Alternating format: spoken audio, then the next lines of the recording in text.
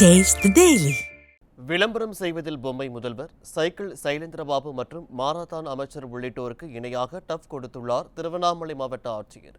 கிரிவலப்பாதை ஆக்கிரமிப்புகளை ஆய்வு செய்து நீதிமன்றம் அறிக்கை கொடுக்க சொன்னால் அவர் நடத்திய படப்பிடிப்பை குறித்து பார்ப்போம் இந்த தொகுப்பில். விடியா திமுக ஆட்சி பொறுப்பேற்றதில் இருந்து நின்றாள் விளம்பரம், சென்றாள் விளம்பரம் என தமிழகத்தின் பொம்மை முதல்வர் செய்யும் விளம்பரமாடல் மோகத்தை சொல்லிக்கொண்டே போகலாம்.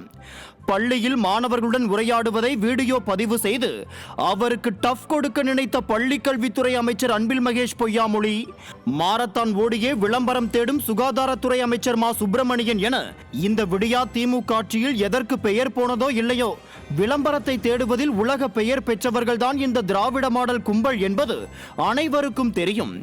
இப்படிதான் முன்னாள் டிஜிபி சைலேந்திரபாபு என ஒருவர் இருந்தார்.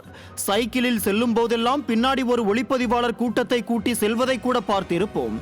ஆனால் அவருக்கே டஃப் கொடுக்க வந்துள்ளார் திருவண்ணாமலை ஆட்சியர் பாஸ்கரன் பாண்டியன் என்ற மற்றொரு அதிகாரி. ஆய்வு என்ற பெயரில் சைக்கிளில் சென்று விதவிதமான ஆங்கிலில் படப்பிடிப்பு நடத்திவிட்டு டேக் ஓகே சொன்னாலும் அசராமல் ஆய்வை நடத்தி அசத்தி உள்ளார்.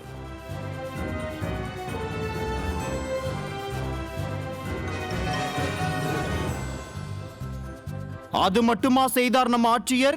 நான் கையை விட்டு சைக்கிள் ஓட்டுகிறேன், அதில் ஒரு வீடியோ எடுக்க சொன்ன காட்சிதான் இது. இந்த நாள் வரை வண்டியை விடவில்லை.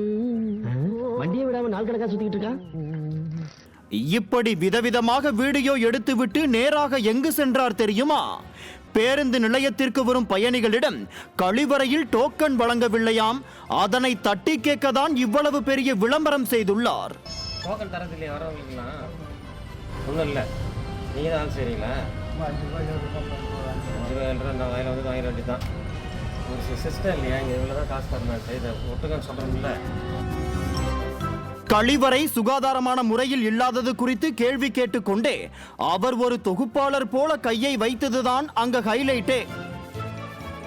திருவண்ணாமலை கிரிவல பாதையில் சமூக விரோதிகள் மது அருந்துவதும் கஞ்சா உள்ளிட்ட போதைப் பொருட்களை பயன்படுத்துவதை கண்டுகொள்ளவில்லை.